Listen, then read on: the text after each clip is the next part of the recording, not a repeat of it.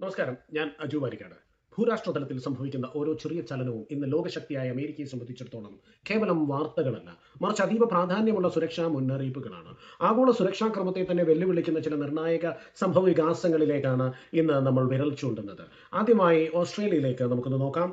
Israel president Isaac ഹെർഗോഗിന്റെ Australian സന്ദർശനം ആ രാജ്യത്തിന്റെ നയതന്ത്ര ചരിത്രത്തിലെ ഏറ്റവും സംഘർഷഭരിതമായ ഒന്നായി മാറിയിരിക്കുകയാണ്. കേവലം ജനാധിപത്യപരമായ വിയോജിപ്പുകൾ എന്നതിനപ്പുറം അക്രമാസക്തമായ തീവ്രവാദ പ്രവണതകളിലേക്ക് ഈ പ്രതിഷേധങ്ങൾ നീങ്ങുന്നു എന്നതാണ് വസ്തുത.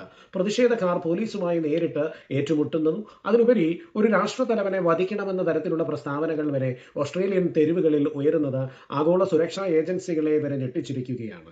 സൗത്ത് ഇംഗ്ലീഷ് കോളേജ് പോലെയുള്ള വിദ്യാഭ്യാസ കേന്ദ്രങ്ങൾ കേന്ദ്രീകരിച്ചാണ് ഇത്തരം നീക്കങ്ങൾ ആസൂത്രണം ചെയ്യപ്പെടുന്നത് എന്നത് ഉന്നത വിദ്യാഭ്യാസ മേഖലയിൽ തീവ്രവാദ ചിന്താഗതികൾ നുഴഞ്ഞു കയറുന്നതിന്റെ വ്യക്തമായ സൂചനയാണ്. ഇവിടെ നമ്മൾ തിരിച്ചറിയേണ്ട മറ്റൊരു പ്രധാന കാര്യം തീവ്രവാദ സംഘടനകളുടെ റീബ്രാൻഡിംഗ് ആണ്. സിറിയയിൽ പഴയ ഭീകര സംഘടനകൾ പുതിയ പേരുകളിൽ അവതരിപ്പിക്കപ്പെടുന്നത് പാശ്ചാത്യ രാജ്യങ്ങളെ കബളിപ്പിക്കാനാണ്.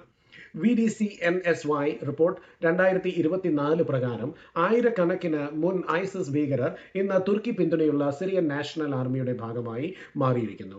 റാക്കയിലെ അടിമച്ചന്തകളിൽ ക്രൂരതകൾ കാട്ടിയ അതേ ഭീകരർ തന്നെയാണ് ഇന്ന് പുതിയ സൈനിക വേഷത്തിൽ പ്രത്യക്ഷപ്പെടുന്നത്. ഇവരുടെ നേതൃനിരയിലുള്ളവർ ഇന്നും ആഗോള ഭീകര പട്ടികയിൽ ഉള്ളവരാണ് എന്നത് ലോകം വിസ്മരിക്കരുത്. യൂറോപ്പിലും സ്ഥിതി വ്യത്യസ്തമല്ല. വിന്റർ ഒളിമ്പിക്സ് വേദികൾക്ക് സമീപം നടന്ന ആക്രമണങ്ങളെ തുടർന്ന് ഇറ്റാലിയൻ പ്രധാനമന്ത്രി ജോർജിയ മെലോണി കർശനമായ നയം സ്വീകരിച്ചു. അവരെ പുറത്താക്കുവാൻ പറഞ്ഞു. സ്പെയിൻ പോലെയുള്ള രാജ്യങ്ങളിൽ ഇത്തരം നിയന്ത്രണമില്ലാത്തത് തെരുവുകളെ സംഘർഷഭരിതമാക്കുന്നു. ബംഗ്ലാദേശിലും സ്ഥിതി ആശങ്കാജനകം തന്നെയാണ്. BNP വിജയിച്ചെങ്കിലും മതമൗലികവാദ സംഘടനയായ ജമാഅത്തെ ഇസ്ലാമി 76 സീറ്റുകൾ നേടിയത് വ്യാപകമായ കള്ളവോട്ട് ആരോപണങ്ങളും അമേരിക്കയ്ക്കും ഒരുപോലെ തലവേദനയാകുന്നു. രാഷ്ട്രീയ പ്രതിഷേധങ്ങളുടെ മറവിൽ തീവ്രവാദം പടരുന്നത് നമ്മൾ തിരിച്ചറിയണം.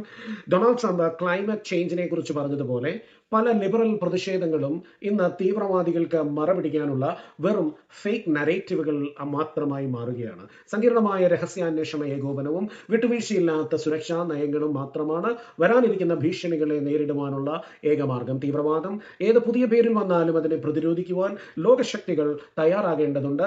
മറ്റൊരു വിഷയവുമായി വീണ്ടും കാണാം. Thank you and good bye.